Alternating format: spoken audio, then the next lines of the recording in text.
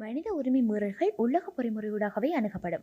இலங்கையின் மனித உரிமை மீறல்கள் பற்றிய விசாரணைகள் அனைத்தும் உள்ளக பொறிமுறையூடாகவே அணுகப்படும் என்றும் அதனை அமெரிக்கா உட்பட சர்வதேச அமைப்புகளும் வரவேற்றிருப்பதாக வெளிவிவகார அமைச்சர் விஜித கிரத் தெரிவித்தார். சில தினங்களுக்கு முன் கடற்தொழில் அமைச்சர் ராமலிங்கம் சந்திரசேகர் 15 ஆண்டுகளுக்கு முன் காணாமலாக்கப்பட்டவர்கள் என்ற உண்மையை போட்டுடைத்திருந்தார். அவர்கள் இன்னும் உயிருடன் இருக்கின்றார்கள் என்று வாக்கு வங்கி அரசியல் செய்யக்கூடாது என ஆய்வாளர் வி சிவலிங்கம் தெரிவித்திருந்தார். இந்த பின்னணிகளில் தங்களால் நீதியான முறையில் விசாரணைகளை மேற்கொள்ள முடியும் எனவும் அதுக்கு உள்ளக பொறிமுறையே தீர்வு எனவும் வெளிவிவகார அமைச்சர் குறிப்பிட்டுள்ளார். தமிழ் தேசியவாதம் கடந்த 15 ஆண்டுகளாக இந்தியாவுக்கு பின்னாலும் மேற்குலகுக்கு பின்னாலும் அலைந்து தங்களுடைய வாக்கு வங்கியை மட்டுமே தக்க வைக்க முடிந்தது. வேறு எந்த தீர்வையும் அவர்களால் கொண்டுவர முடியவில்லை. தற்போது அவர்களுடைய வாக்கு வங்கியும் அனுர அலையில் அடித்து செல்லப்பட்டுவிட்டது. நடந்து முடிந்த யுத்தத்தை இலங்கை ராணுவம் களத்தில் நின்று சண்டையிட்டாலும் அதன் பின்னணியில் ஆபரேஷன் பீக்கன் திட்டத்துக்கு பச்சை கொடி காட்டியதும் உறுதுணையாக நின்றதும் இந்தியாவும் அமெரிக்கா, நோர்வே உட்பட்ட இணை தலைமை நாடுகளும் என்பதை தேசம் நெட் கடந்த 15 ஆண்டுகளாக வலியுறுத்தி வருகின்றது. அதனால் சாட்சிக்காரர்களிடம் சென்று காலத்தை வீணடிக்காமல் இலங்கைக்குள்ளேயே அதற்கான தீர்வை காண்பதே பொருத்தமானது என்ற குரல்கள் தற்போது வலுப்பெற ஆரம்பித்துவிட்டது.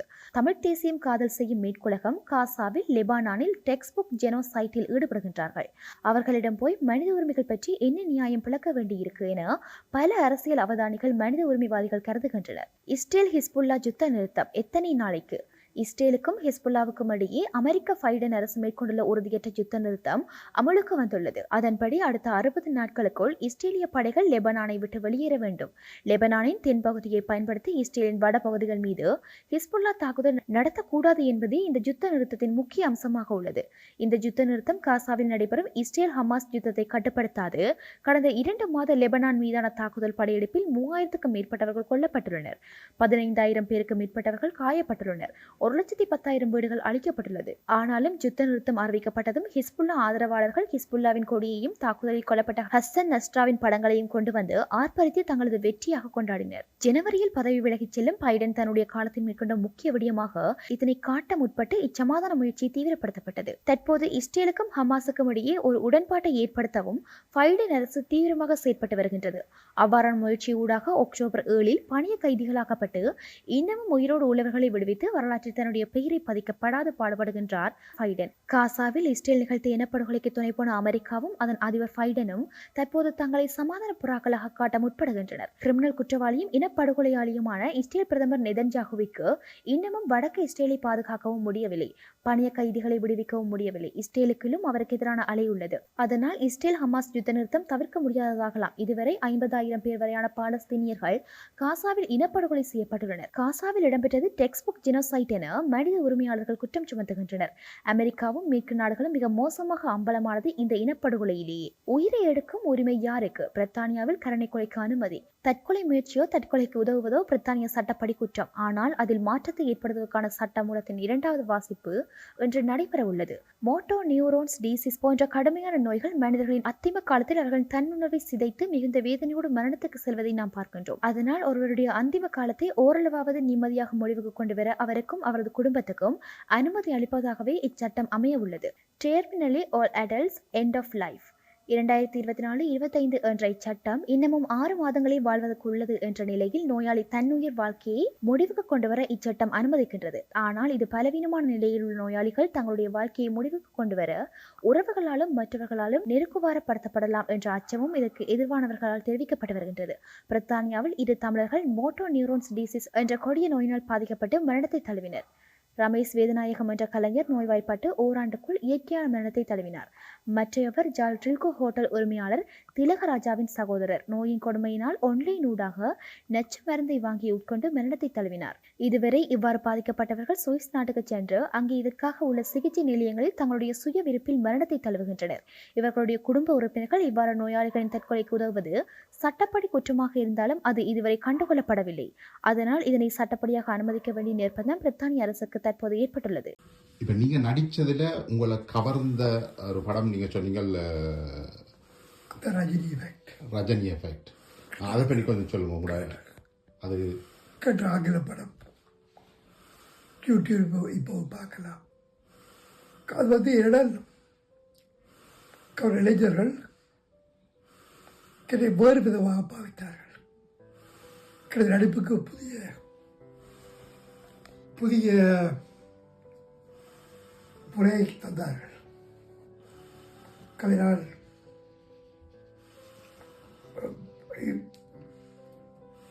ரசித்து நடித்தேன்.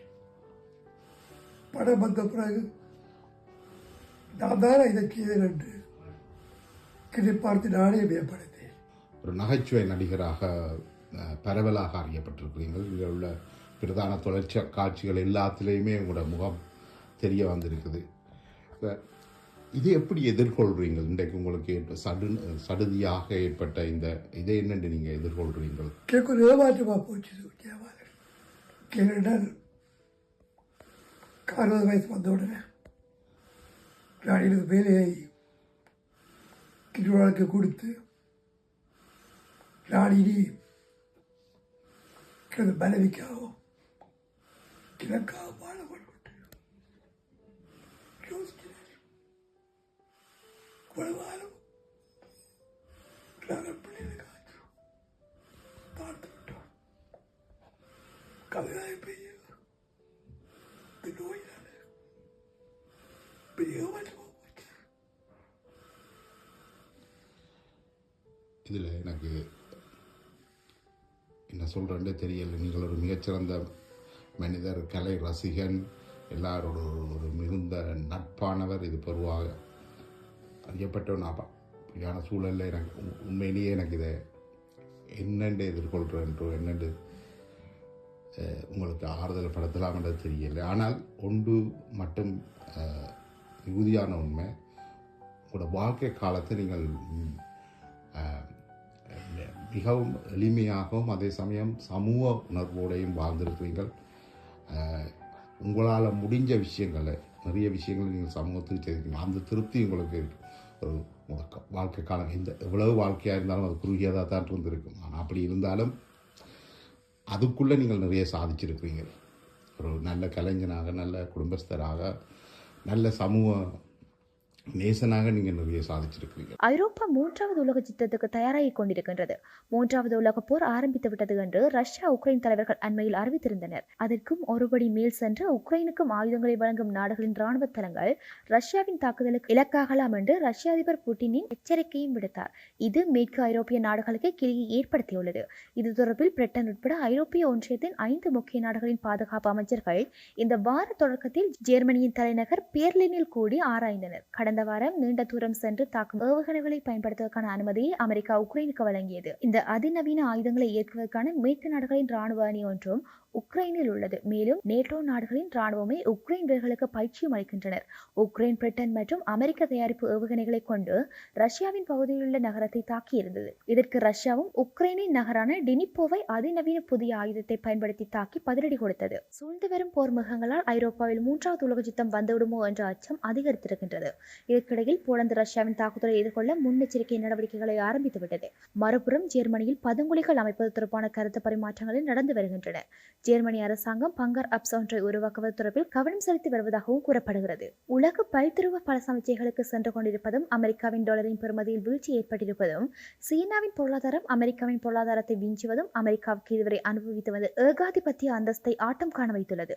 தனது அதிகாரத்துக்கு பல வகையிலும் சவால்கள் எழுந்துள்ள நிலையில் அதனை மீண்டும் உறுதிப்படுத்த அமெரிக்காவுக்கு ஒரு யுத்த அவசியம் தேவைப்படுகின்றது என சர்வதேச அரசியல் பொருளியல் ஆய்வாளர்கள் கருதுகின்றனர். யுத்த விருப்பு குன்றிய டொனால்ட் ட்ரம்ப் ஜனவரியில் பதவியேற்க உள்ளதால் அதற்குள்ளாக யுத்தத்தை ஆரம்பிக்கவே பைடன் அரசு நீண்ட தூர ஏவுகணைகளை பயன்படுத்துவதற்கு உக்ரைனுக்கு பச்சை கொடி காட்டியது. டொனால்ட் ட்ரம்ப் ஜனவரியில் பதவியேற்றால் தென்கொரியா தலைவரை கட்டியணைத்தது போல் அவர் ரஷ்ய தலைவர் புட்டினையும் கட்டியணைத்து ஒரு கிஸ் கொடுப்பார் எனவும் எதிர்பார்க்கப்படுகின்றது. அதன் பின் போர் மேகங்கள் சற்று அகல வாய்ப்புள்ளது. அதற்கு முன் உக்ரைனின் பிரதேசங்களை கூடுமானவரை கைப்பற்ற ரஷ்யா முழு முயற்சி எடுக்கின்றது. முன்னாள் ஜனாதிபதி ரணிலின் பிரஜா உரிமை பறிக்கப்படுமா? மத்திய வங்கி பிணைமுறை மோசடி விவகாரம் விஸ்வரூபம் எடுத்தால் முன்னாள் ஜனாதிபதி ரணில் விக்ரமசிங்கவின் பிரஜா உரிமை பறிக்கப்படலாம் என அரசியல் மற்றும் புலனாய்வு ஆய்வாளர் MM நிலாம்டீன் எதிர்வு கூறியுள்ளார். 1980களில் JR ஜெயவர்தன அரசாங்கத்தால் ஊழல் குற்றச்சாட்டுகளுக்காக ஸ்ரீமாவோ பண்டாரநாயக்காவின் குடியுரிமை பறிக்கப்பட்டமையும் இவ்விடத்தில் நிலவிக் கொள்ளத்தக்கது.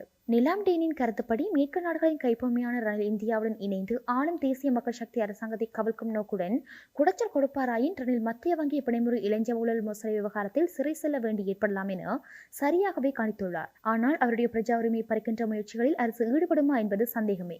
மேலும் இவ்விவகாரத்தில் ரவி கருணாநாயக்க உட்பட முக்கியமான பல அதிகாரிகள் சம்பந்தப்பட்டிருப்பதாகவும் தெரிய வருகிறது. ஏற்கனவே பிடிவிராந்து பிறப்பிக்கப்பட்டுள்ள அர்ஜுன மகேந்திரன் தலைமறைவாகியுள்ள நிலையில் என்பிபி அரசால் விசாரணைகள் முடக்கிவிடப்பட்டுள்ளன. அனர்த்த முகாமைத்துவம் அனுர அரசுக்கு சவால். காலநிலையால் 4 பேர் உயிரிழப்பு. அதிகாரிகள் களத்துக்கு சென்ற நடவடிக்கைகளை எடுக்க வேண்டும். ஜனாதிபதி உத்தரவு.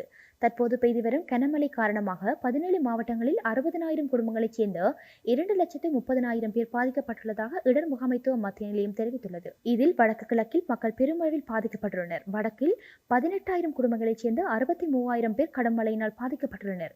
கிழக்கு மாகாணத்தில் 37,000 குடும்பங்களைச் சேர்ந்த 1,30,000 பேர் பாதிக்கப்பட்டுள்ளனர். இந்த நிலையில் அவசரமான இடர் மீட்பு தொடர்பான கலந்துரையாடல் ஜனாதிபதி செயலகத்தில் இடம்பெற்ற போது தொழில்நுட்ப தகவல்களை மாத்திரம் அடிப்படையாக கொண்டு செயற்படாமல் அனர்த்தங்களுக்கு முகம் கொடுத்தல் பிரதேசங்களுக்கு சென்று தகவல்களை பெற்றுக்கொண்டு மக்களுக்கு அவசியமான நிவாரணங்களை உடனடியாக மேற்கொள்ளவும் கீழ்மட்டத்தில் இருந்து வலுவான பொறுமுறை ஒன்றை அமைக்கவும் ஜனாதிபதி உத்தரவிட்டுள்ளார். மேலும் அதிகாரிகளின் விடுமுறைகளும் ரத்து செய்யப்பட்டுள்ளது.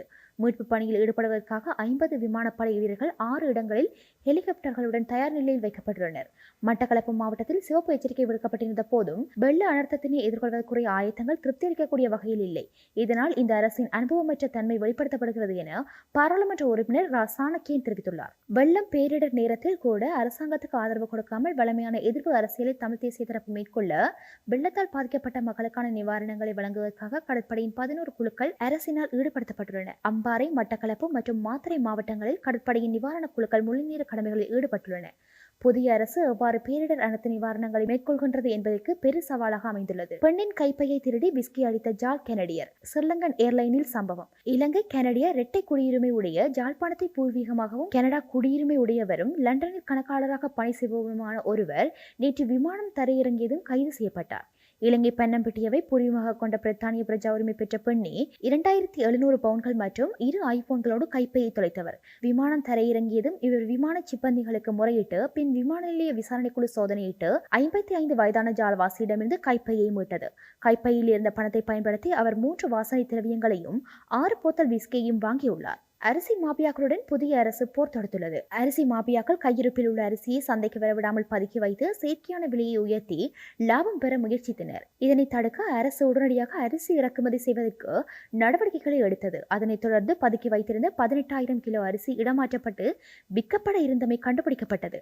அரிசி உற்பத்தி செய்யப்பட்டு ஓராண்டுக்குள் பயன்படுத்தப்பட வேண்டும். ஆனால் இந்த அரிசி மாபியா கும்பல் 2022 ஜனவரியில் உற்பத்தி திகதியுடைய மூட்டையை 2024 ஜூன் என மாற்றி விற்க முற்பட்ட வேளையில் நுகர்வோர் விவகார அதிகார சபை அதிகாரிகளினால் மடக்கி பிடிக்கப்பட்டுள்ளனர். இச்சம்பவம் கொழும்பு 14 உள்ள களஞ்சிய சாலையில் இடம்பெற்றது.